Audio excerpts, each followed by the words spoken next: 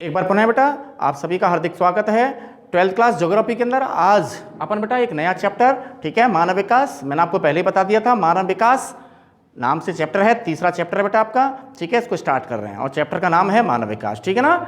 तो मानव विकास में देखना बेटा, मानव भी छुपा हुआ है और विकास भी छुपा हुआ है, ठीक है ना। तो यहाँ हमें विकास का मतलब क्या होता है ये भी जानना है, ठीक है।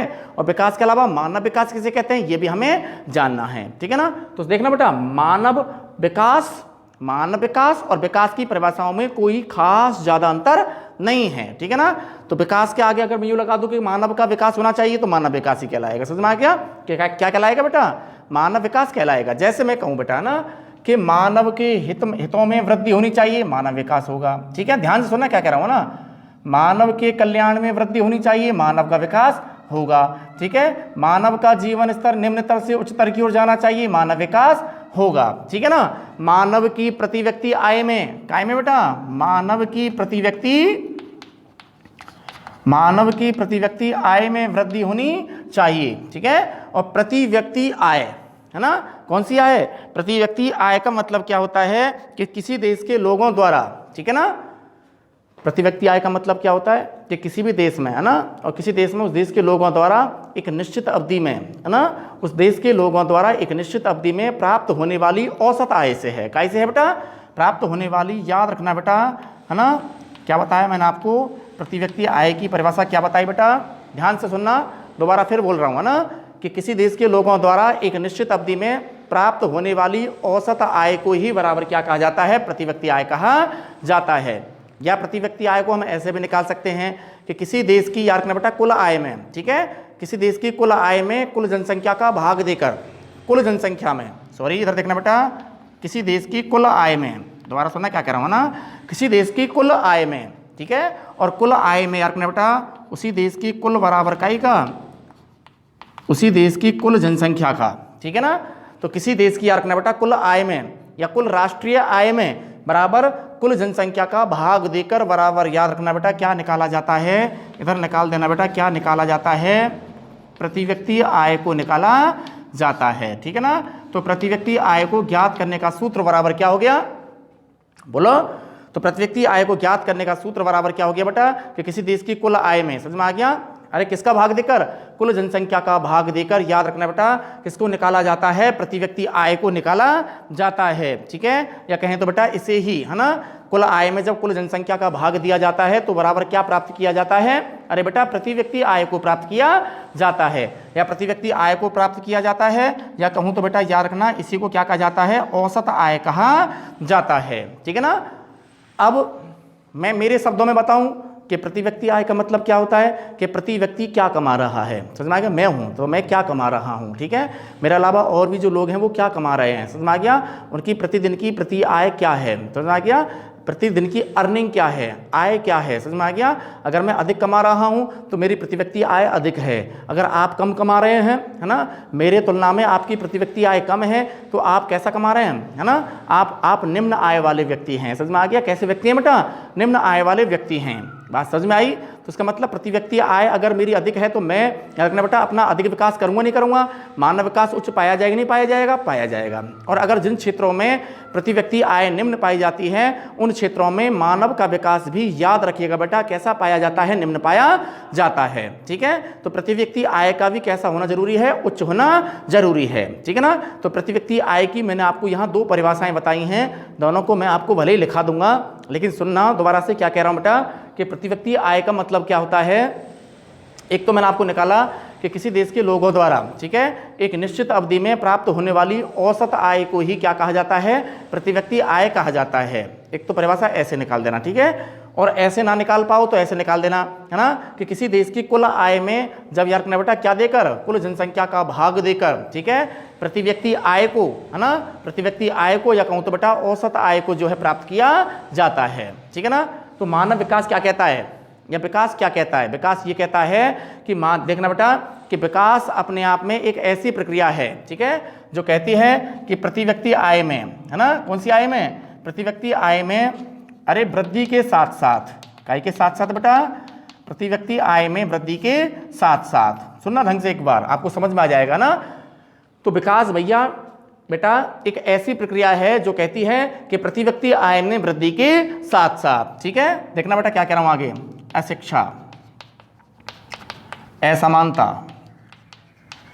अशिक्षा, असमानता, निर्धनता, निर्धनता, बेरोजगारी, अशिक्षा, असमानता, निर्धनता, बेरोजगारी, ठीक है।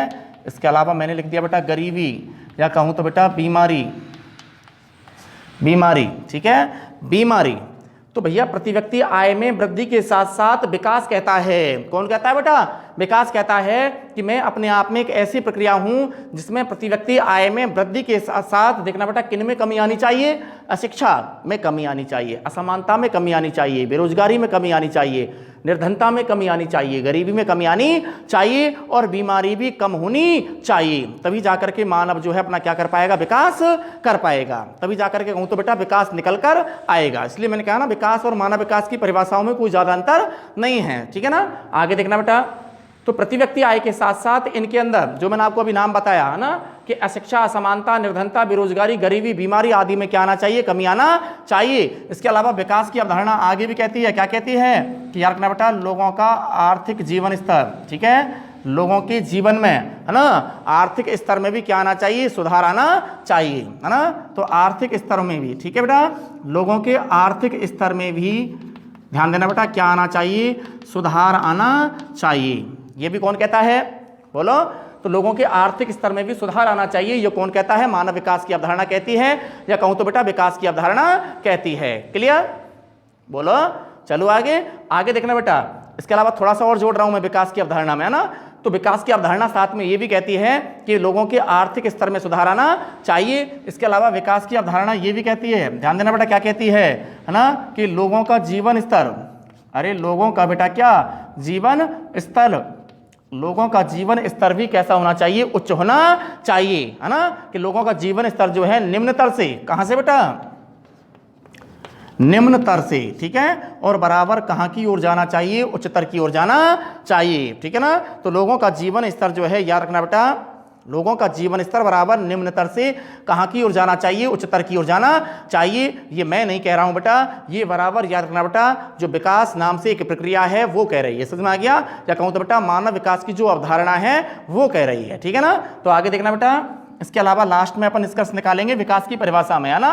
क्या निष्कर्ष निकलेगा, ध्यान से सुनना, है ना। इस प्रकार लास्ट में अपन कह सकते हैं कि बेटा विकास का अर्थ, विकास का अर्थ बराबर याद रखना बेटा कौन से परिवर्तन से है, गुणात्मक परिवर्तन से है, ये सबसे मेन है, समझ में आ गया। तो विकास का अर्थ बराबर कौन से परिवर्तन से है, गुणात्मक परिवर्तन से है, ठीक है ना। और गुणात्मक परिवर्तन से है, और इसमें लास्ट में हमें लिखना है बेटा जिसमें भी सदैव, जिसमें भी सदैव, जिसमें भी सदैव सकारात्मक, जिसमें भी सदैव सकारात्मक वृद्धि होती है, जिसमें भी सदैव कौन सी वृद्धि होती है बेटा, सकारात्मक वृद्धि होती है ना।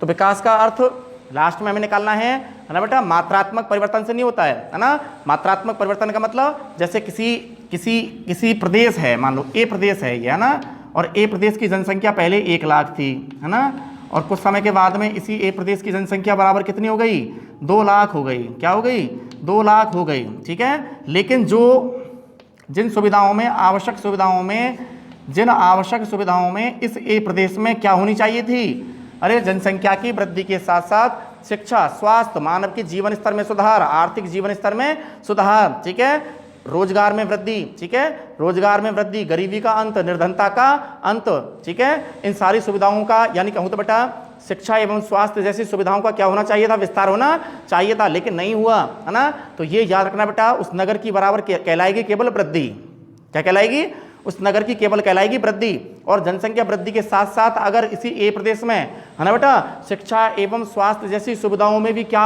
हुई होती, वृद्धि हुई होती, समझ में आ गया। अगर शिक्षा एवं स्वास्थ्य जैसी सुविधाओं में भी याद रखना बेटा क्या होती, वृद्धि होती, तो इसे याद रखना बेटा वृद्धि के साथ साथ बराबर क्या भी माना जाता, विकास भी माना जाता। बात समझ में आ गई, है ना। तो वृद्धि अपने आप में, वृद्धि का संबंध बराबर मात्रात्मक पक्ष से होता है, मात्रात्मक जिनको मापा जाएगा, समझ में आ गया। जबकि विकास का संबंध याद रखना बेटा कौन से परिवर्तन से होता है, गुणात्मक परिवर्तन से होता है। और इस गुणात्मक परिवर्तन में भी सदैव, है ना, इस गुणात्मक परिवर्तन में भी सदैव बराबर कैसी वृद्धि होती है, सकारात्मक वृद्धि होती है ना बेटा। तो ये पूरा जो मैंने आपको समझाया है ये परिभाषा लगभग विकास की बन जाती है, या कहूं तो बेटा मानव विकास की बन जाती है, ठीक है ना। तो सबसे पहला प्रश्न अपन लिखेंगे बेटा कि विकास से आपका क्या अभिप्राय है ना। पहला प्रश्न बना दीजिए बेटा कि विकास से आपका क्या अभिप्राय है, बना दीजिए बेटा। चैप्टर के अंदर अपन क्वेश्चन लिखाना स्टार्ट कर देते हैं ना बेटा। तो विकास से आपका क्या अभिप्राय है, लिखना बेटा। पहला क्वेश्चन मैं भी लिख देता हूं आपको,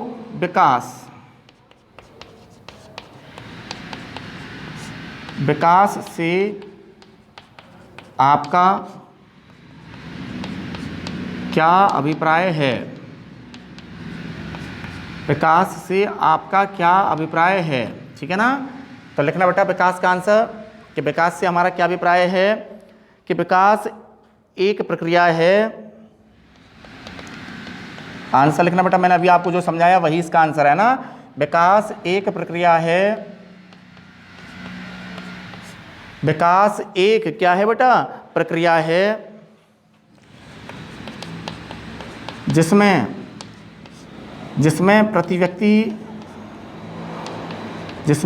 व्यक्ति आय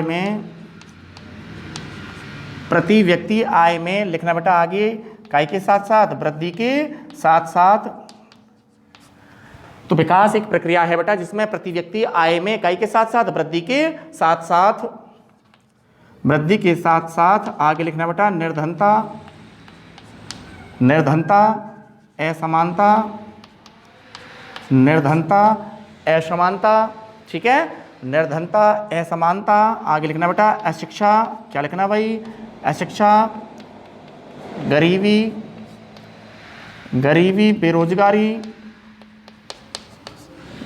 बेरोजगारी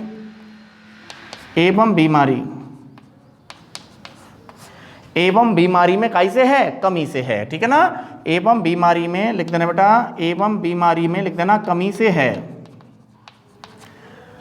तो यहां तक की परिभाषा जो बेटा आप क्लियर कर लेना, मैंने आपको पहले ही समझा दिया कि विकास एक प्रक्रिया है जिसमें मानव की प्रति व्यक्ति आय में वृद्धि के साथ साथ, ठीक है बेटा, किन के अंदर कमी आनी चाहिए या कमी होनी चाहिए, बराबर निर्धनता असमानता, अशिक्षा, गरीबी बेरोजगारी और बीमारी में बराबर कैसे है, कमी से है। यहां तक उतार लिया। इसके बाद में आगे लिखना बेटा अर्थात लोगों के आर्थिक स्तर में सुधार हो, बता दिया मैंने आपको पहले, है ना।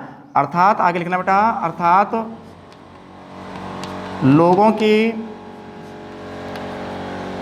लोगों के आर्थिक स्तर में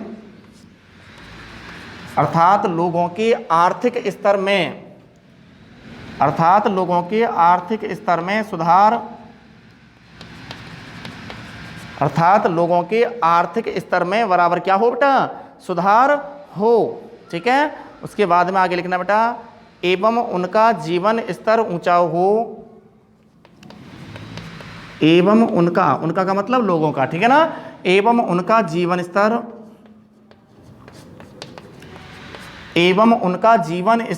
कैसा हो बेटा, ऊंचा हो, एवं उनका जीवन स्तर कैसा हो, ऊंचा हो। लास्ट में लिखना बेटा विकास का अर्थ मैंने आपको पहले ही बता दिया बेटा कैसे परिवर्तन से है, गुणात्मक परिवर्तन से है। विकास का अर्थ कौन से परिवर्तन से है बेटा, गुणात्मक परिवर्तन से है, और जिसमें भी सदैव आगे निकालना कौन सी, सकारात्मक वृद्धि होती है, ठीक है ना। तो आगे लिखना बेटा विकास का अर्थ गुणात्मक परिवर्तन से है, और इसके बाद आगे लिखना बेटा क्या लिखना है आपको, लिख देना बेटा जिसमें सदैव सकारात्मक वृद्धि होती है, बता दिया मैंने आपको, है ना। जिसमें लिखना बेटा आगे जिसमें सदैव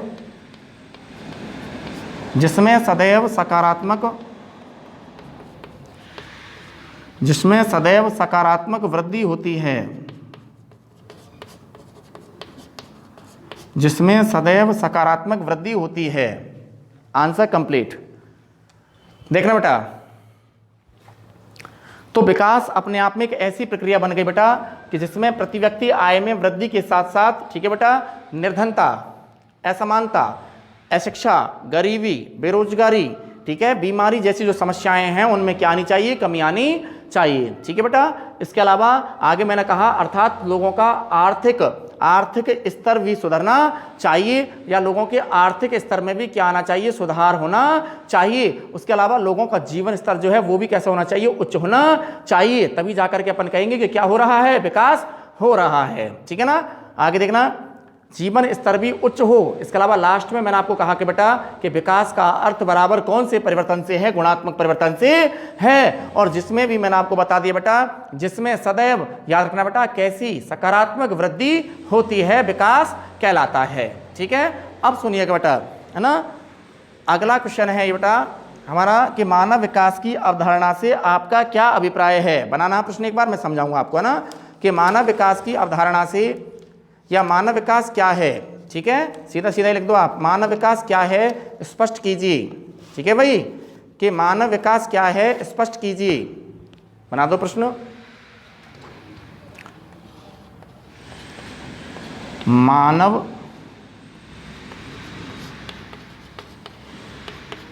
मानव विकास क्या है स्पष्ट कीजिए। मानव विकास क्या है स्पष्ट कीजिए। सुनना बेटा, विकास का मतलब आपने बता दिया। अब विकास के साथ साथ विकास किसका होना चाहिए, अरे विकास के लिए किसको रखा जाना चाहिए, मानव को रखा जाना चाहिए। मानव का लगातार कल्याण होना चाहिए, मानव के हितों में वृद्धि होनी चाहिए। समझ में आ गया, मानव का जीवन स्तर निम्नतर से उच्चतर की ओर जाना चाहिए। सुनिए इधर देखना बेटा, जैसे मान लो बेटा ये हो गया मानव विकास, क्या हो गया बेटा, मानव विकास। अब मानव विकास की अवधारणा क्या कहती है, या मानव विकास क्या कहता है, सुनना ध्यान से, है ना। तो मानव विकास की अवधारणा का मतलब मानव विकास भी अपने आप में क्या है बेटा, विचारधारा है। क्या है बेटा, विचारधारा है, समझना है ना। तो मानव विकास अपने आप में क्या है, विचारधारा है। जो क्या कहती है, वो ये कहती है, ध्यान देना, क्या कहती है बेटा, कि मानव विकास की अवधारणा कहती है कि मानव के लिए एक स्वस्थ, बराबर देखना बेटा, स्वस्थ भौतिक पर्यावरण होना चाहिए। पहली बात ध्यान से सुनना, परिभाषा तो मैं आपको फटाक से लिखा दूंगा, है ना, लेकिन कहती क्या है उसका पहले एक बार निचोड़ निकालते हैं अपन, है ना। तो मानव विकास की अवधारणा क्या कहती है बेटा, कि मानव के लिए एक स्वस्थ भौतिक पर्यावरण होना चाहिए, है ना। स्वस्थ भौतिक पर्यावरण से लेकर, ऐसे कह दो चाहे कैसे भी कह दो, एक बार मोटा मोटा निकालो कि यहाँ कि ये मानव विकास की अवधारणा क्या कहना चाहती है। समझ में आ गया। तो मानव विकास की अवधारणा क्या कहती है बेटा, कि एक याद रखना बेटा, मानव के लिए स्वस्थ भौतिक पर्यावरण होना चाहिए। दूसरी बात देखना बेटा ना, मानव के देखना बेटा आगे सामाजिक, आर्थिक एवं राजनीतिक, है ना।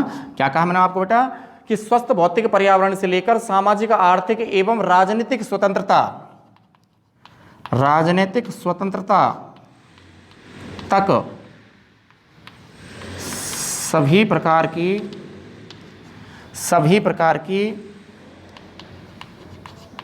मानवीय विकल्पों को क्या किया जाता है, सम्मिलित किया जाता है। एक बार सुने, उसके बाद में मैं आपको समझा दूंगा ना।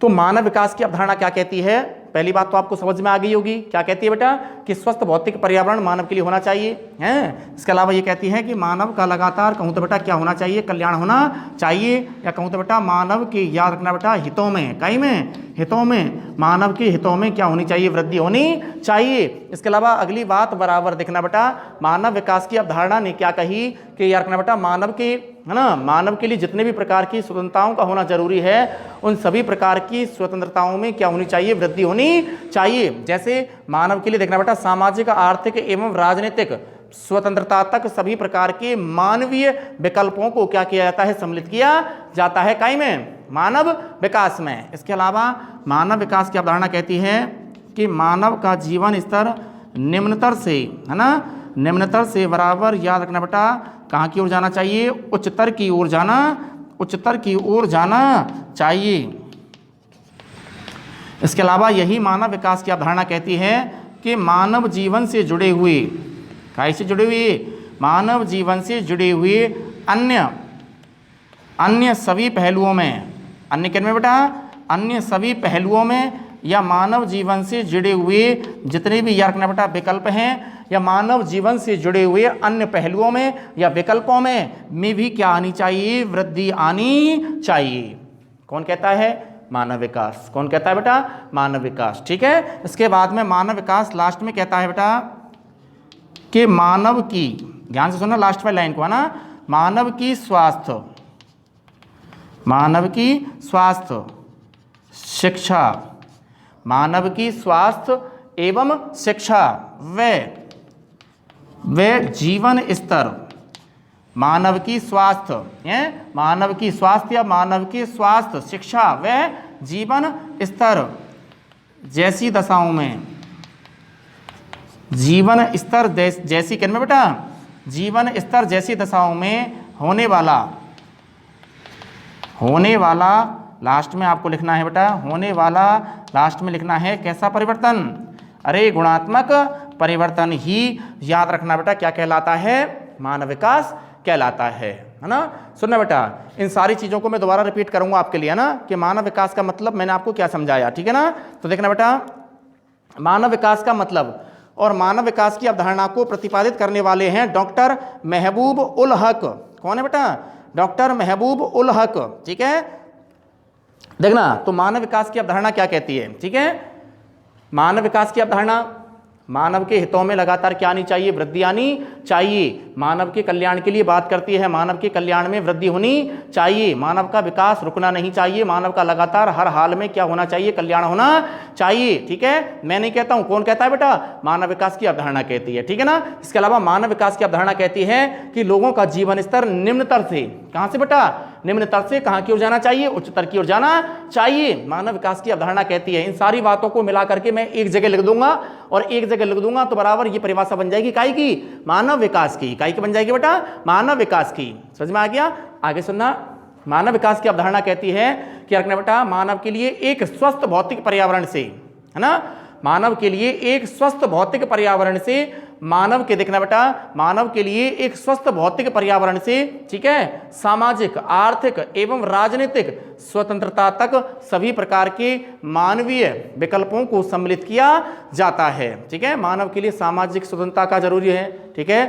आर्थिक स्वतंत्रता का भी होना जरूरी है ना, राजनीतिक स्वतंत्रता का भी होना जरूरी है। तभी जाकर के रखना बेटा कोई भी मानव, कोई भी व्यक्ति अपना क्या कर पाएगा? विकास कर पाएगा। ठीक है ना। इसके अलावा आगे देखना, मानव विकास कहता है, लास्ट में आपको ये निकालना है, जैसा कि आपने विकास में भी निकाला था ना, कि विकास का अर्थ बराबर काई से होता है? गुणात्मक परिवर्तन से होता है, और जिसमें भी सदैव कैसी वृद्धि होती है? सकारात्मक वृद्धि होती है। तो यही हाल काई का है बेटा? मानव विकास का भी है। समझ में आ गया? और यही हाल बराबर काई का भी है? मानव विकास का भी है। कैसे? कि याद रखना बेटा कि मानव की स्वास्थ्य, है ना, मानव की स्वास्थ्य, शिक्षा एवं जीवन स्तर जैसी दशाओं में, समझ में आ गया? जीवन स्तर जैसी दशाओं में होने वाला कौन सा परिवर्तन? गुणात्मक परिवर्तन ही बराबर, याद रखना बेटा, क्या कहलाता है? मानव विकास कहलाता है। मानव का विकास होना चाहिए, मानव की प्रति व्यक्ति आय में वृद्धि होनी चाहिए, साक्षरता में वृद्धि होनी चाहिए। इसके अलावा कहूं तो बेटा लिंगानुपात में वृद्धि होनी चाहिए, प्रति व्यक्ति आय में वृद्धि होनी चाहिए, उत्पादकता में वृद्धि होनी चाहिए। ठीक है ना। इसके अलावा कहूं तो बेटा मृत्यु दर में ज्यादा, कहूं तो बेटा कमी नहीं आनी चाहिए, मृत्यु दर में कमी नहीं आनी चाहिए। असमानता, अशिक्षा, ठीक है, निर्धनता, गरीबी, बेरोजगारी, बीमारी आदि में क्या आनी चाहिए? कमी आनी चाहिए। अगर मैं जैसे एग्जाम्पल दे रहा हूं बेटा ना, कि दो राज्य हैं जिसमें से मैं बात करूं केरल की और एक करूं बात बिहार की, है ना, तो केरल में क्या होता है बेटा? साक्षरता का परसेंट आपने पहले ही पढ़ रखा है कि केरल में साक्षरता का जो प्रतिशत है वो 93.91 पढ़ रखा है आपने।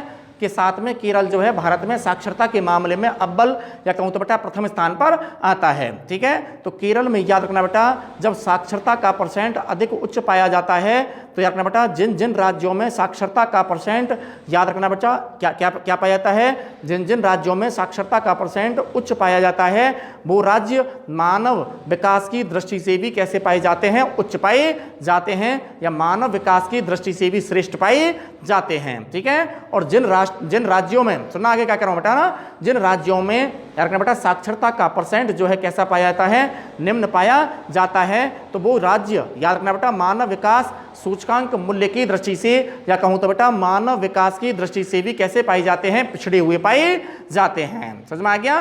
तो हर चीज कहीं ना कहीं हर चीज का महत्व है ना। तो शिक्षा का भी मापन किया जाता है कि कोई क्षेत्र शिक्षा के मामले में पिछड़ा हुआ तो नहीं है, पिछड़ा हुआ है तो मानव विकास भी कैसा निकल के आएगा, निम्न निकल कर आएगा। ठीक है, अगर मैं कहूं कि देखना बेटा इधर दो क्षेत्र हैं है ना, अब दो क्षेत्र में से इधर इस क्षेत्र के लोग जो हैं, सुनना क्या कह रहा हूं ना, दो क्षेत्रों में से इस क्षेत्र के जो लोग हैं है ना, इस क्षेत्र के लोग जो हैं मैं कहूँ बेटा है ना कि यहाँ के लोग जो हैं केवल 65 वर्ष तक ही क्या रहते हैं है ना, 65 वर्ष तक ही क्या रहते हैं, जीवित रहते हैं है ना, इस क्षेत्र के लोग है ना। तो इस क्षेत्र के लोगों की जीवन प्रत्याशा कितनी है ना, जीवित रहने की जीवन प्रत्याशा का मतलब जीवित रहने की औसत आयु, समझ में आ गया, जीवित रहने की औसत आयु से है, समझ में आ गया, जीवन प्रत्याशा कहा जाता है ना। जीवन प्रत्याशा का मतलब ये भी होता है कि जीवित रहने की संभावना के समय को, समझ में आ गया, जीवित रहने की संभावना के समय को बराबर क्या कहा जाता है, जीवन प्रत्याशा कहा जाता है ना। तो इस क्षेत्र में जीवन प्रत्याशा कितना माना गया है, 65 वर्ष, और इस क्षेत्र में जीवन प्रत्याशा माना गया है जैसे मान लो 76 वर्ष। ठीक है, अब इनको भी रखना बेटा काय के आधार पर, अरे मानव के जीवित रहने की संभावना के समय के आधार पर। ठीक है ना, मानव के जीवित रहने की संभावना के समय के आधार पर या कहूं तो बेटा दीर्घ एवं स्वस्थ जीवन के आधार पर। ठीक है ना, दीर्घ या काय के आधार पर, दीर्घ या कहूं तो बेटा स्वस्थ जीवन के आधार पर मानव के विकास का बराबर क्या किया जाता है, मापन किया जाता है। समझ में आ गया? तो मानव के विकास का मापन अब आप खुद ही निकाल लो बेटा। एक तरफ मानव जो है ना, मानव के जीवित रहने की औसत आयु कितनी आ रही है, 65 वर्ष, और एक तरफ कितनी आ रही है, मानव के जीवित रहने की औसत आयु बराबर कितनी आ रही है, 76 वर्ष। समझ में आ गया?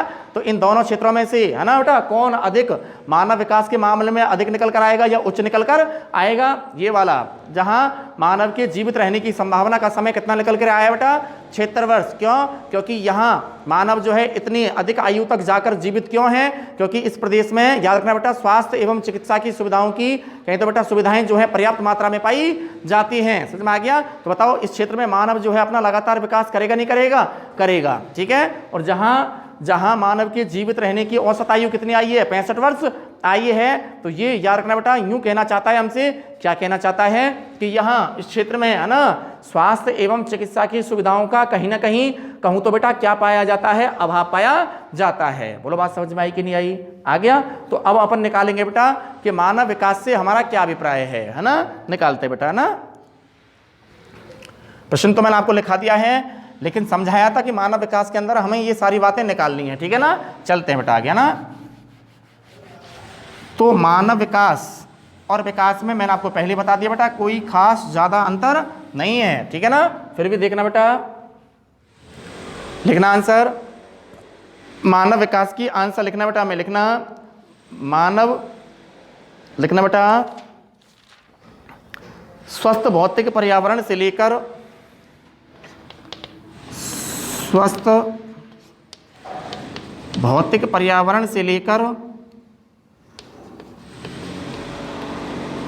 स्वस्थ भौतिक पर्यावरण से लेकर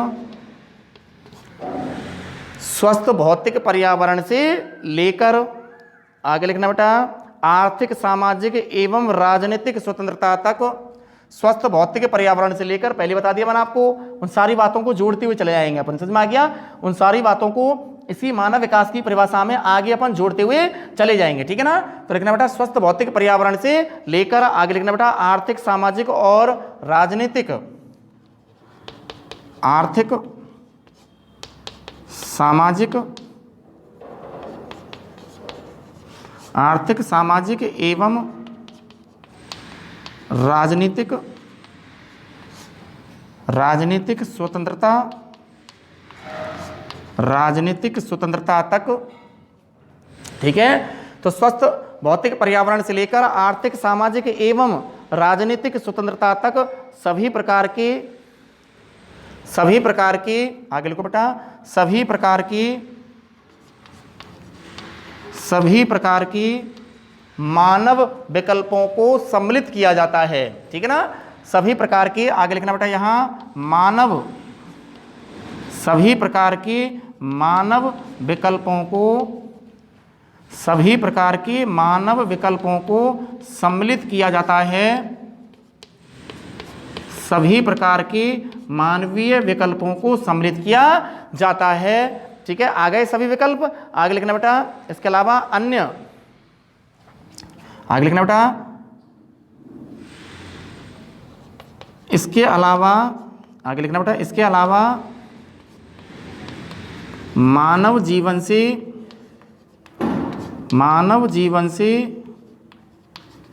जुड़े हुए, इसके अलावा मानव जीवन से जुड़े हुए अन्य सभी पहलुओं में वृद्धि करना, ठीक है ना। तो इसके अलावा मानव जीवन से जुड़े हुए अन्य सभी पहलुओं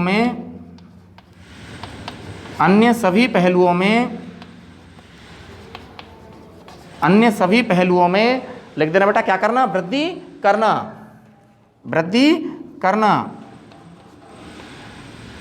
अर्थात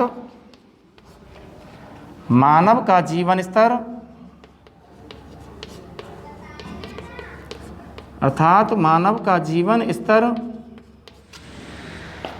मानव का जीवन स्तर मैंने पहले बता दिया बेटा आपको, निम्नतर से, कहाँ से बेटा, अर्थात मानव का जीवन स्तर निम्नतर से उच्चतर की ओर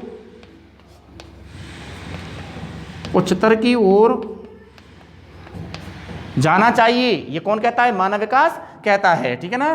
तो मानव का जीवन स्तर निम्नतर से उच्चतर की ओर जाना चाहिए, निम्नतर से उच्चतर की ओर जाना चाहिए। आगे लिखना बेटा, वह लास्ट में लिखना बेटा, वह मानव के स्वास्थ्य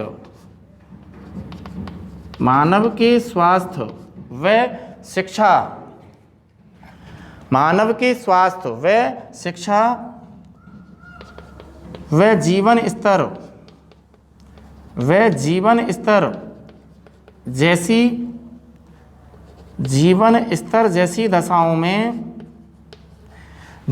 स्तर जैसी दशाओं में होने वाला गुणात्मक परिवर्तन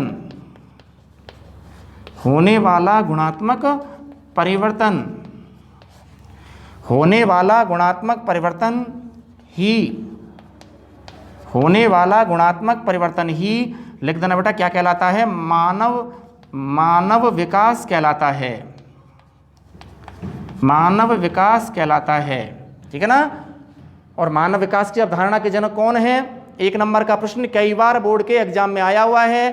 तो मानव विकास की अवधारणा के जनक कौन है, डॉक्टर महबूब उल हक, है ना, जो कौन है, पाक अर्थशास्त्री, है ना। कहाँ से हैं ये, अरे जिनका मैंने नाम लिया है डॉक्टर महबूब उल हक, ये कहाँ से हैं, पाक से हैं, और पाक अर्थशास्त्री हैं। कौन है बेटा, पाक अर्थशास्त्री हैं। क्लियर, आगे देखना बेटा, निकाल देना। स्वस्थ भौतिक पर्यावरण से लेकर आर्थिक, सामाजिक एवं राजनीतिक स्वतंत्रता तक सभी प्रकार के मानवीय विकल्पों को क्या किया जाता है, सम्मिलित किया जाता है। इसके अलावा मानव जीवन से जुड़े हुए अन्य सभी पहलुओं में क्या होना, वृद्धि होना, ठीक है। इसके अलावा मानव का जीवन स्तर निम्नतर से कहाँ की ओर जाना चाहिए, उच्चतर की ओर जाना चाहिए। इसके अलावा लास्ट में मैंने कहा कि मानव के स्वास्थ्य, शिक्षा एवं जीवन स्तर जैसी दशाओं में होने वाली, याद रखना बेटा, कैसे परिवर्तन को ही, गुणात्मक परिवर्तन को ही क्या कहा जाता है, निकाल देना बेटा, क्या कहा जाता है, गुणात्मक परिवर्तन को ही, याद रखना बेटा, मानव विकास कहा जाता है, ठीक है ना। तो मानव विकास का एक कैसा पक्ष होता है बेटा, व्यापक पक्ष होता है, ठीक है ना। और इसमें वित्तीय पक्ष के साथ साथ गैर वित्तीय पक्षों को भी सम्मिलित किया जाता है, ठीक है ना। इसके अंतर्गत मात्रात्मक विकास के साथ साथ गुणात्मक पक्ष भी सम्मिलित होते हैं, ठीक है। देखो बेटा, ये तो मैंने आपको वैसे बता दिया एक्स्ट्रा थोड़ा सा ना। बाकी मानव विकास की परिभाषा तो आप यही याद कर लेना, ठीक है ना। मानव विकास की परिभाषा तो आप इसी को याद कर लेना, ठीक है ना। तो देखना मैंने क्या कहा आपको, थोड़ी सी जानकारी और बताई मैंने आपको। मानव विकास, थोड़ा सा बता रहा हूं आपको ना, मानव विकास, और मैंने आपको पहले ही कह दिया कि मानव विकास हो चाहे विकास हो, दोनों की परिभाषाएं लगभग सेम सेम है, पहले बता दिया बेटा।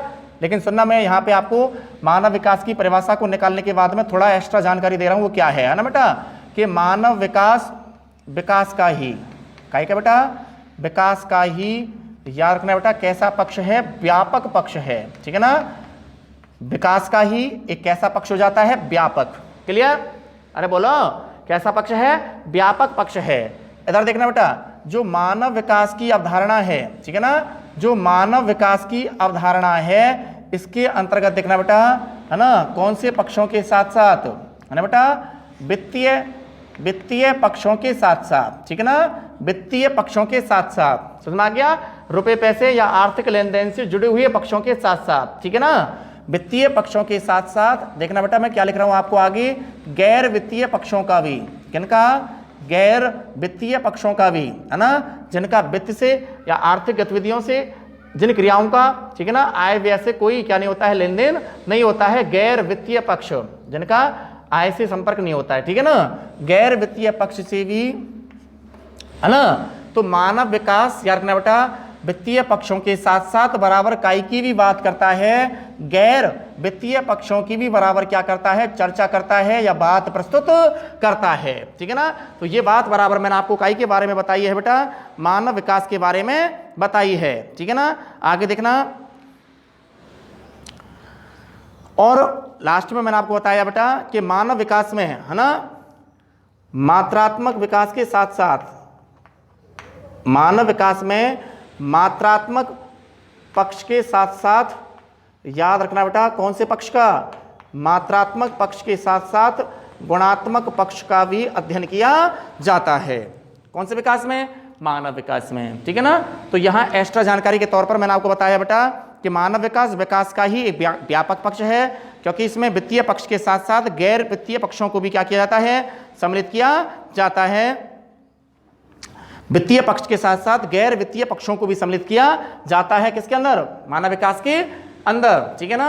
इसके अलावा मैंने आपको कहा बेटा कि मानव विकास के अंतर्गत याद रखना बेटा, मात्रात्मक विकास के साथ साथ, ठीक है, मानव विकास के अंतर्गत मात्रात्मक विकास के साथ साथ, या कहूं तो बेटा मात्रात्मक पक्ष के साथ साथ गुणात्मक पक्ष का भी क्या किया जाता है, अध्ययन किया जाता है। बस आप तो ये परिभाषा पूरी याद कर लेना, ठीक है ना। लगातार मानव के जीवन स्तर में क्या आना चाहिए, सुधार आना चाहिए, मानव की प्रति व्यक्ति आय में वृद्धि होनी चाहिए, ठीक है, मानव के आर्थिक स्तर में सुधार आना चाहिए, मानव का जीवन स्तर ऊंचा होना चाहिए। इसके अलावा अशिक्षा, बताया था मैंने आपको, है ना, अशिक्षा, असमानता, निर्धनता, गरीबी, समझ में आ गया, बेरोजगारी, और कहूं तो बेटा बीमारी में भी लगातार क्या आनी चाहिए, कमी आनी चाहिए। और मैंने आपको लास्ट में ये भी कहा कि विकास का, या कहूं तो बेटा मानव विकास का अर्थ बराबर गुणात्मक परिवर्तन से होता है, और जिसमें भी सदैव बराबर कौन सी वृद्धि होती है, सकारात्मक वृद्धि होती है। स्क्रीनशॉट लेना इन दोनों प्रश्नों को, ठीक है। बहुत ज़्यादा जरूरी था बेटा आपको समझाना कि विकास किसे कहते हैं और मानव विकास किसे कहते हैं, क्योंकि चैप्टर का नाम ही क्या है बेटा, मानव विकास है, ठीक है ना। इसलिए मानव विकास की परिभाषा को आपके पास तक स्पष्ट शब्दों में पहुंचाना बहुत जरूरी है, जो कि आज मैंने स्टार्टिंग में ही किया है ना बेटा। तो मानव विकास किसे कहते हैं या विकास किसे कहते हैं, स्क्रीनशॉट ले लीजिए, और दोनों प्रश्नों के जो आंसर्स हैं उनको भी मैंने आपको करा दिया है, फेयर कॉपी में कर लेना बेटा ना। इसके बाद में मैं चल रहा हूं बेटा अगले प्रश्न की ओर, और प्रश्न है बेटा हमारा कि प्रति व्यक्ति आय से आपका क्या अभिप्राय है ना। प्रति व्यक्ति आय, बना लो प्रश्न भले ही, कि प्रति व्यक्ति आय से आपका क्या अभिप्राय है ना बेटा। कौन सी आय से, प्रति व्यक्ति आय से, प्रति व्यक्ति आय से आपका क्या अभिप्राय है, बना लो प्रश्न बेटा ना। और प्रति व्यक्ति आय का मतलब क्या होता है ना।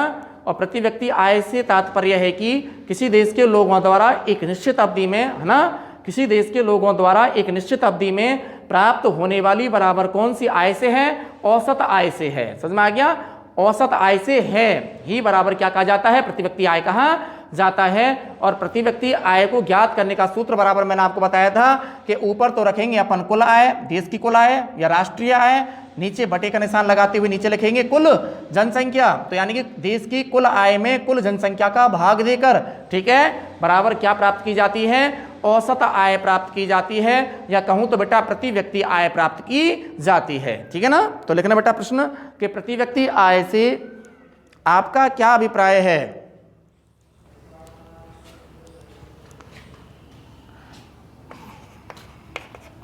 प्रति व्यक्ति आय से प्रति व्यक्ति आय से आपका क्या अभिप्राय है। प्रति व्यक्ति आय से आपका क्या अभिप्राय है। आंसर लिखना बेटा, किसी, पहले थोड़ा सा प्रश्न की भाषा जोड़ दो बेटा, आ गया ना। प्रति व्यक्ति आय से तात्पर्य है कि प्रति व्यक्ति आय से तात्पर्य है कि प्रति व्यक्ति आय से तात्पर्य है कि किसी देश की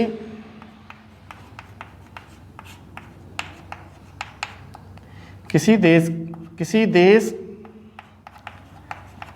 के लोगों की किसी देश के लोगों की एक निश्चित समय अवधि में किसी देश के लोगों की एक निश्चित समय अवधि में एक निश्चित समय अवधि में किसी देश के लोगों की एक निश्चित समय अवधि में प्राप्त होने वाली, याद रखना बेटा कैसे है, एक निश्चित अवधि में प्राप्त होने वाली बराबर लिख देना बेटा कैसे है, औसत आय से है। निश्चित समय अवधि का मतलब आपने क्लास 10th में इकोनॉमिक्स के अंदर पढ़ा होगा कि आता था, वहाँ एक वर्ड आता था, वित्त वर्ष क्या है ना बेटा, वित्त वर्ष क्या है। और वित्त वर्ष भारत में अंदर याद रखना बेटा, है ना, आय व्यय के संबंधित जितने भी क्रियाकलाप होते हैं उनका लेखा जोखा लिया जाता है, उनका कहते बेटा ब्यौरा निकाला जाता है, उनका कहते बेटा हिसाब किताब निकाला जाता है एक निश्चित समय के अंदर। और उस वित्त वर्ष को अपन देखें बेटा कहाँ से कहाँ तक मानते हैं, है ना, कि भारत में वित्त वर्ष की अवधि क्या है, 1 अप्रैल से 31 मार्च। ठीक है ना, 1 अप्रैल से 31 मार्च। क्यों? क्योंकि देखना बेटा 1 अप्रैल से 31 मार्च तक का जो मध्य का समय है, इसे ही याद रखना बेटा भारत में क्या कहा गया है, वित्त वर्ष कहा गया है। या कहूँ तो बेटा वित्त वर्ष की बराबर क्या कही गई है, अवधि कही गई है। बोलो बात समझ में आई कि नहीं आई, है ना। आगे देखना बेटा, तो प्रति व्यक्ति आय से तात्पर्य है कि किसी देश के लोगों की, है ना, किसी देश के लोगों की एक निश्चित समय अवधि में, किसी देश के लोगों की एक निश्चित समय अवधि में, लिखना बेटा एक निश्चित समय अवधि में प्राप्त होने वाली औसत आय से है। कैसे है बेटा, औसत आय से है। या लगा करके प्रति व्यक्ति आय की दूसरी परिभाषा लिखना बेटा क्या आएगा, ठीक है, बता दी मैंने आपको। जब देश की कुल आय को, जब देश की कुल आय को, कैसे बेटा, जब देश की कुल आय को कुल जनसंख्या से भाग देकर निकाला जाता है। जब देश की कुल आय को, याद रखना बेटा, जब देश की कुल आय को कुल जनसंख्या से आगे लिखना बेटा भाग देकर, कुल जनसंख्या से क्या देकर, भाग देकर निकाला जाता है। कुल जनसंख्या से भाग देकर निकाला जाता है। जब देश की कुल आय को कुल जनसंख्या से भाग देकर निकाला जाता है। इसके बाद में लिखना बेटा, ठीक है, दूसरी परिभाषा है प्रति व्यक्ति आय की, ठीक है ना। तो जब देश की कुल आय को कुल जनसंख्या से भाग देकर निकाला जाता है तो उसे प्रति व्यक्ति आय या कहें तो बेटा औसत आय कहते हैं। मैंने आपको पहले बता दिया ना। तो उसे प्रति व्यक्ति आय ऑब्लिक, ठीक है ना, तो उसे प्रति व्यक्ति आय ऑब्लिक, आगे लिखना बेटा, उसे प्रति व्यक्ति आय ऑब्लिक आगे लिखना बेटा क्या कहा जाता है, औसत आय कहा जाता है। औसत आय कहा जाता है, औसत आय कहा जाता है। ठीक है ना, नीचे लिखना बेटा इसी प्रश्न के आंसर में प्रति व्यक्ति आय का सूत्र ज्ञात करने का। ठीक है ना, और प्रति व्यक्ति आय ज्ञात करने का सूत्र है ना, तो सीधा सीधा है जो आपने परिभाषा निकाली, कुल आय, और कुल आय में भाग नीचे किसका देना है, कुल जनसंख्या का। ठीक है ना, तो कुल आय में भाग किसका देना है, नीचे काय के देना है, कुल जनसंख्या का। क्लियर बेटा, तो निकालो प्रति व्यक्ति आय ज्ञात करने का सूत्र बराबर लिखना बेटा सीधा सीधा है ना, ऊपर तो लिखना बेटा कुल आय और बटे का निशान लगा दो, और नीचे लिख देना बेटा कुल जनसंख्या। नीचे क्या लिख देना बेटा, कुल जनसंख्या। उतारो बेटा यहाँ तक आंसर है ना। तो प्रति व्यक्ति आय की परिभाषा मैंने आपको पहले भी बता दी थी बेटा कि प्रति व्यक्ति आय से तात्पर्य किसी देश के लोगों द्वारा या किसी देश के लोगों की एक निश्चित अवधि में, है ना, और एक निश्चित अवधि का मतलब मैंने आपको बता दिया वित्त वर्ष, समझ में आ गया, एक लेखा वर्ष, समझ में आ गया, और वित्त वर्ष की अवधि बराबर क्या है, 1 अप्रैल से 31 मार्च। ठीक है ना, 1 अप्रैल से 31 मार्च तक के समय को या समय अवधि को क्या कहा गया है, वित्त वर्ष कहा गया है। ठीक है ना, इसके अलावा इसी प्रति व्यक्ति आय की दूसरी परिभाषा बराबर क्या है बेटा, जब देश की कुल आय को कुल जनसंख्या से भाग देकर निकाला जाता है, ठीक है, तो बराबर याद रखना बेटा, तो बराबर उसे क्या कहा जाता है, प्रति व्यक्ति आय, या कहूं तो बेटा औसत आय कहा जाता है। और प्रति व्यक्ति आय को ज्ञात करने का सूत्र बराबर क्या है बेटा, कि कुल आय, और नीचे बटे लगा करके नीचे लिखना है बराबर क्या बेटा, कुल जनसंख्या। कुल आय को मैंने कह दिया बेटा, जो कुल आय की बात कर रहा हूं इसे अपन राष्ट्रीय आय भी कह सकते हैं। ठीक है ना, उतारो बेटा यहां तक, उतार लीजिए। और लास्ट आज के लिए एक प्रश्न और बता रहा हूं मैं आपको बेटा कि गरीबी क्या है, लिख लेना प्रश्न, गरीबी से आपका क्या अभिप्राय है। गरीबी से आपका क्या अभिप्राय है, और गरीबी का आंसर बहुत इजी है, चलते चलते मैं आपको बता देता हूं कि गरीबी का मतलब वंचित रहने की अवस्था है। गरीबी का मतलब कैसे है बेटा, प्रश्न लिख लो पहले तो आप, गरीबी से आपका क्या अभिप्राय है, गरीबी से आपका क्या अभिप्राय है, गरीबी से आपका क्या अभिप्राय है। गरीबी वंचित रहने की अवस्था होती है जिसमें कोई भी मानव या मानवीय समूह, ठीक है ना, अपनी मूलभूत आवश्यकताओं की जो जरूरत की जो चीजें होती हैं, समझ में आ गया, अपनी मूलभूत आवश्यकताओं की जो भी चीजें होती हैं उनको प्राप्त न कर पाने की स्थिति को क्या करता है, प्रकट करता है, गरीबी कहलाता है। क्या कहलाता है बेटा, गरीबी कहलाता है।